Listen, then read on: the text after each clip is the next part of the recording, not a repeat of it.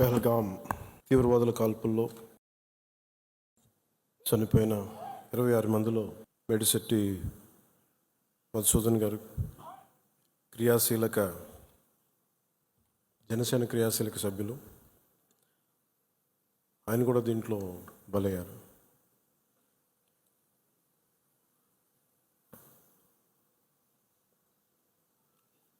కశ్మీర్లో సరిహద్దుల్లో తూటాలు పేలితే, ఉగ్రవాదులు తూటాలు పేలితే దాని ప్రకంపనలు భారతదేశం అంతా ఎలా పాకిందో మనందరం చూస్తున్నాం. అది మన పార్టీ, మన జన సైనికుని కూడా చంపేస్తున్నది ఆ ఉగ్రవాదం.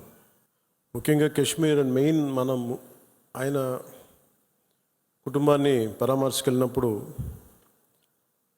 వారి సతీమణి మాట్లాడింది, వాడి పిల్లలు ఎంత ఘాతుకంగా చంపారంటే, ఎంత క్రూరంగా చంపారంటే, ఐడి కార్డ్స్ తీసుకొని నువ్వు హిందువా కాదా ఐడి కార్డ్స్ అడిగి, లేదంటే ముఖ్యంగా మన మసూదన్ గారి సంఘటన అయితే ఆయన సతీమణి గారి మాటల్లో సరిగ్గా 3 రోజుల ముందు వెళ్ళారంట బెంగళూరు నుంచి 3 కుటుంబాలతోటి. వెళ్తే నేను అన్ని రోజులు మామూలుగా మోడర్న్ డ్రెస్సులు వేసుకున్నాను, కానీ ఎందుకు ఆ రోజు మధుసూదన్ అంటే ఆయన అడిగారంట, డ్రెస్ వేసుకుంటే మోడర్న్ డ్రెస్ వేసుకుని బొట్టు పెట్టుకోకూడదా అని. అంటే ఆ సంఘటనకి ముందు సరిగ్గా ఒక అరగంట ముందు బొట్టు పెట్టుకున్నారంట. ఆవిడ చెప్తుంది ఏంటంటే, బొట్టు పెట్టుకున్న తర్వాత నేను కాదని కూడా అబద్ధం కూడా చెప్పలేం కదా, తప్పించుకోవడాకన్నా అలా దొరికిపోయాం మేము. ముందు అరుపులు వినిపించినాయి, తుపాకీ శబ్దాలు వినిపించినాయి, కింద పడుకున్నాం, నా చేయి కూడా పట్టుకున్న, పిల్లలు కొంచెం దూరంగా ఉన్నారు. ఇదంతా కుటుంబం దాదాపు అలాగే ఆ గ్రౌండ్లో దాదాపు ఆ ఏరియాలో 400 నుంచి 500 మంది ఉండిపోయారు టూరిస్టులు. మసూదన్ గారు ఆయన సతీమణి చేయనే పట్టుకొని, ఏమవుతుంది మనకేమవుతుంది, నువ్వు చూడకంటే ఆ బూట్లు చప్పుళ్ళు చాలా తాయితీగా వచ్చి, అంటే ఎందుకు మాట్లాడుతున్నానంటే ఎంత కోల్డ్ బ్లడెడ్తో చంపారంటే మనం ఊహించుకోలేం. అంటే షికారుకు వచ్చినట్టుగా వచ్చి వేటాడి వెళ్ళిపోయారు మనుషుల్ని.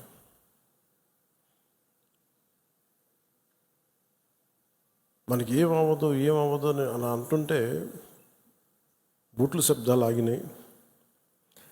ఆవిడకి తెలిసిందల్లా తుపాకీ శబ్దాలు వినిపించినాయి. కళ్ళు తెరిచి చూస్తే మొత్తం ముఖం మీద మొత్తం రక్తం ఉండిపోయింది, భర్త తాలూకు రక్తం. ఎంత క్రూరంగా చంపారంటే, నేను వైజాగ్ కూడా వెళ్ళాను చంద్రమౌళి గారి ఇంటికి. ఎక్కడ తల ఉండాల్సిన చోట తల లేదు. 35 బుల్లెట్లు 40 బుల్లెట్లు దింపారు తలలో, ర్యాపిడ్ ఫైర్ తోటి, ఆటోమేటిక్ గన్స్ తోటి. అంత దారుణంగా క్రూరంగా చంపేశారు. యుద్ధం ఎప్పుడు ఇంకొక ఆయుధం పట్టుకున్నవాడితో చేస్తాం, కానీ నిరాయుధులైన ఎంత నమ్మకం లేకపోతే కశ్మీర్కి వెళ్తారు. 22-23లో దాదాపు 2 కోట్ల మంది వెళ్ళొచ్చారు. అది ప్రెసిడెంట్ పాలన ఉన్నంతకాలం వచ్చారు. మొన్న పాలన మారగానే అప్పటికి చాలాసార్లు ఎన్నికలు ఇంకా సంసిద్ధంగా లేదు కశ్మీర్ అని చెప్పినా కానీ కొన్ని పరిస్థితుల వల్ల కుదరలేదు, రాజ్యాంగ పరిస్థితుల్లో ఇంకా ఉండదు అని చెప్పేసి మళ్ళీ ఎప్పుడైతే రాష్ట్ర చేతికి వెళ్ళిపోయిన పగ్గాలు, మళ్ళీ ఈ తీవ్రవాదులు విజృంభించి చాలా కోల్డ్ బ్లడెడ్గా చంపేశారు అందరిని. మీరు ఊహించుకోండి, మనందరం ఒక సాయంత్రం అంటే మనకి కశ్మీర్కి మనకి ఏంటి సంబంధం అనుకుంటాం. గ్లోబల్ విలేజ్ని మాట్లాడుతున్నాం, ప్రపంచాన్ని. అమెరికాలో చిన్నపాటి ఇన్సిడెంట్ జరిగితే దాని ప్రకంపనలు ఆంధ్రాలో కూడా ఉంటాయి. It's become a global village. అలాంటిది దేశం సరిహద్దులు ఏమి జరిగినా, దేశం లోపల ఏమి జరిగినా దాని ప్రకంపనలు మనకు కూడా తగిలి తీరుతాయి. మేబీ ఒక సగటు మనిషిగా బతికే మనకి అంత అవసరం లేకపోవచ్చేమో, కానీ మామూలు మనిషికి అవసరం లేకపోవచ్చేమో, కానీ being a political party, regional పార్టీకి మనకు ఎందుకు అనే ఒక మైండ్ సెట్ ఉంటుంది. మన సంబంధం నేను చెప్తున్నప్పుడు బిగినింగ్లో జాతీయ సమస్యల గురించి నేను మాట్లాడుతున్నప్పుడు చాలా హాస్యాస్పదంగా ఉండేవాళ్ళు అందరూ నాతో. నీకు ఎందుకు ఇవన్నీ స్టేట్స్ విషయాలు చూసుకుంటే, state is a part of the country కదా, state is a part of the nation, how do we ignore? కానీ ఈ లిమిటెడ్, ఈ తక్కువ స్థాయి ఆలోచన విధానంతో మనం ఎప్పుడు బయట ఆలోచించాం, పరిధి దాటి ఆలోచించాం. సో ఇప్పుడు నేను ఆ దేశం కోసం ఎందుకు ఎంత తపన పడతానంటే, if borders are not secured, Kashmir Bharatadesam అదంచు దాడితే పాకిస్తాన్ వస్తుంది. ఆ హద్దులు బాగలేనప్పుడు దాని ప్రకంపనలు ఇక్కడ దాకా వస్తాయి. మియాన్మార్లో గొడవలు జరిగితే మనకు ఎందుకు అనుకోవడానికి లేదు. అక్కడి నుంచి రోహింగ్యాస్ వచ్చేసి ఇక్కడ మనకి ఆంధ్రాలో కూడా ఉంటారు చాలామంది. దాని ప్రకంపన దాని తాలూకు ఇంపాక్ట్ మనకి ఏముంటుంది అనుకుంటే, సడన్గా తక్కువ జీతాలకు పనిచేస్తారు వాళ్ళ అవసరార్థం. అప్పుడు ఇక్కడ ఉండే స్థానికులకి ఉద్యోగాలు రావు. సో బార్డర్ మేనేజ్మెంట్ అనేది చాలా కష్టమైంది. సో అందుకని మనందరం కూడా యాజ్ ఎ పొలిటికల్ పార్టీ, మీరందరూ కూడా క్రియాశీల కార్యకర్తలు ఉన్నారు, పెద్ద పెద్ద నాయకులు ఉన్నారు, వేదిక పైన ఎమ్మెల్యేస్ ఉన్నారు, మినిస్టర్స్ ఉన్నారు, గౌరవ మంత్రులు ఉన్నారు, ఎమ్మెల్సీస్ ఉన్నారు. Border management is very essential. మన చిన్నపాటి ఇంటి సరిహద్దులనే మనకు రోజు ఎవడన్నా పొలం ఉంటే ఆ సరిహద్దులను గట్టు జరిపాడా లేదా అని ఎంత ఆలోచిస్తూ ఉండే. చిన్న ఒక 2 ఎకరాల పొలం ఉంటేనే, ఒక 10 సెంట్లు భూమి ఉంటేనే, రోజు 2 సెంట్లు భూమి ఉంటేనే మనం ఎంత తెలుస్తాం. అలాంటిది కంట్రీ సరిహద్దుల్ని మనం చూసుకోకపోతే నాయకులుగా వచ్చే ఉపద్రవాలు ఇలా ఉంటాయి. మన దేశం ఎప్పుడు కూడా చాలా మెత్తని దేశం. ఉగ్రవాదులకి ఎందుకు సమాధానం చెప్పలేం. మీరు నిజంగా ఆవిడ పడ్డ బాధ చూస్తే ఇంత కనికరం అవసరం లేదు ఉగ్రవాదుల మీద అనిపించింది. నిర్దాక్షిణ్యంగా తీసేయాలన్నా. ఆవిడ అన్న మాటలు, చంద్రమౌళి గారు మేము మన వైజాగ్లో కనుక, ఆయన retired employee, bank employee, retirement plan ఏం చేయాలో, పిల్లలు అమెరికా వెళ్ళిపోయి ఏం చేయాలో తెలియక ఆయన జస్ట్ ఒక 5 రోజుల కన్నా వెళ్తే ప్రాణాలు పోయినాయి. మీరు ఊహించుకోండి, మన సరదాగా చాట్ తిందామని చెప్పి హైదరాబాద్లో గోకుల్ చాట్కి వెళ్తే బాంబ్ బ్లాస్ట్ జరిగింది, ప్రాణాలు పోయినాయి. Simple chat. అలాగే పార్క్ వెళ్దాం, లుంబిని పార్క్ వెళ్ళి కూర్చుందాం పిల్లా పాపలతో అంటే బాంబులు పేలినాయి. అంటే ఉగ్రవాదం తాలూకు పంజా అన్నిటి మీద ఉంటుంది. దీంట్లో దాదాపు 26 మంది చనిపోయారు. ఈ గుర్రాలని తీసుకెళ్ళి ఒక్కతను మటుకు ఒకే ఆయన ముస్లిం, మిగతా 25 మంది 25 మెంబర్స్ హిందూస్. అది కూడా ఆయన ఎదిరించాడు. ఆ గుర్రాలను తీసుకెళ్లే వ్యక్తి ఉగ్రవాదులు ఎదిరిస్తే ఆయన చంపేశారనేది వార్త. అంటే కశ్మీరు మనందరం ఒక అందమైన లొకేషన్ చూస్తే మేము చాలాసార్లు, అంటే నాకు ఎందుకు కశ్మీర్ అనేది ప్రత్యేకంగా నాకు తగులుతూ ఉంటుందంటే,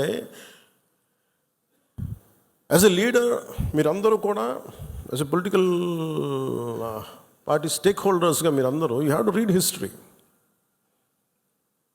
అంటే ఇవి భవిష్యత్తులో జరగకుండా ఉండాలి అంటే దాని తాలూకు కశ్మీర్లో తూటాలు పేలితే దాని ప్రకంపనలు ఇప్పుడు మన పార్టీ దాకా ఎలా వచ్చినాయో,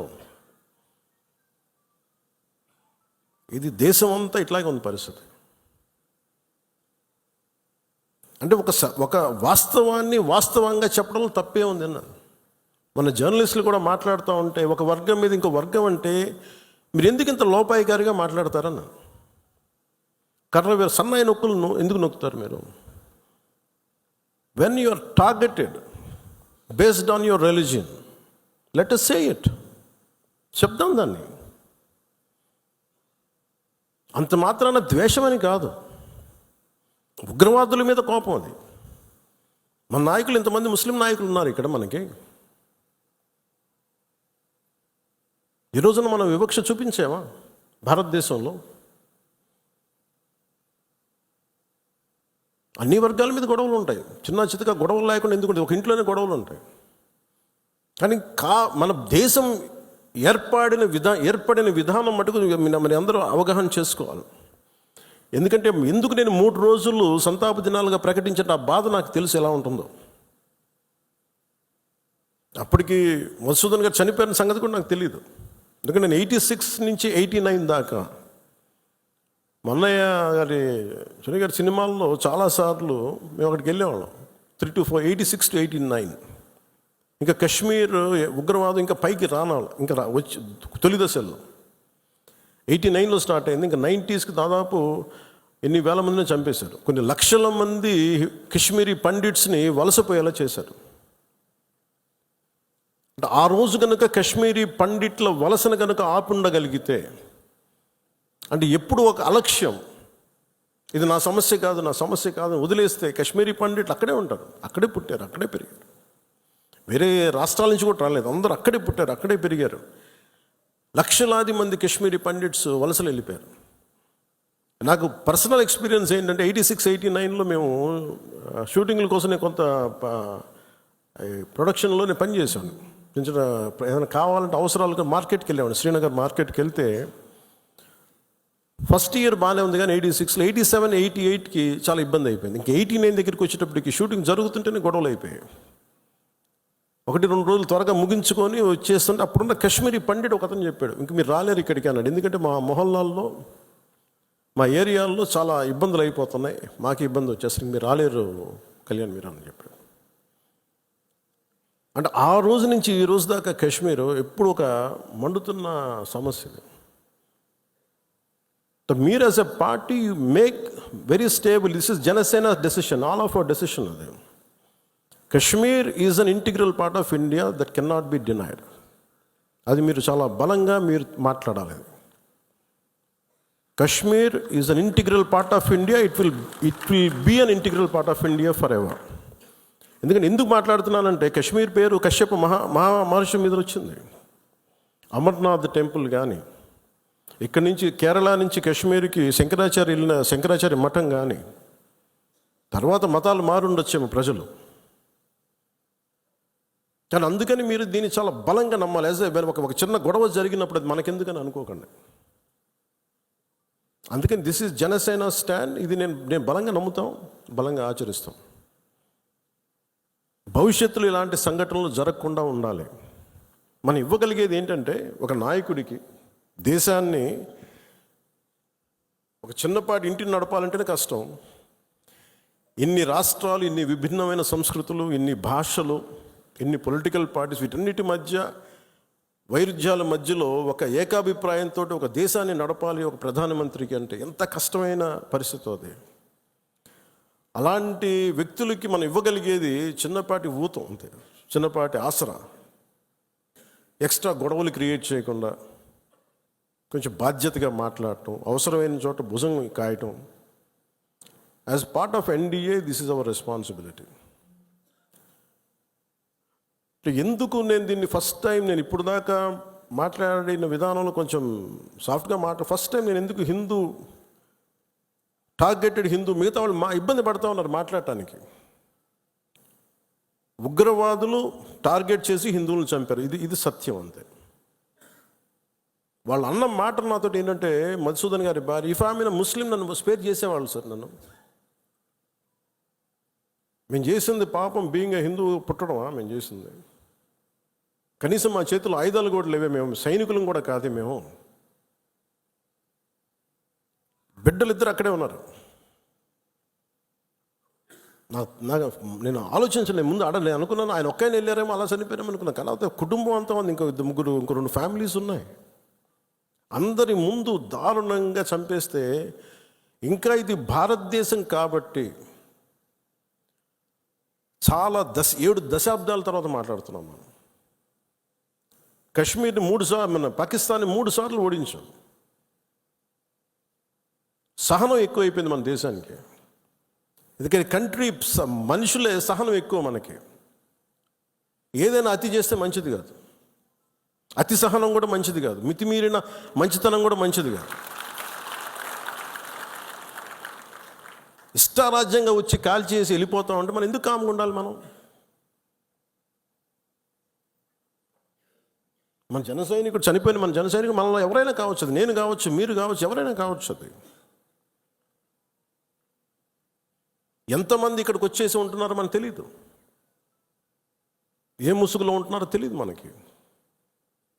సో మీరు వెళ్ళేటప్పుడు ఇది నిరంతర పహార, eternal vigilance is essential element for democracy.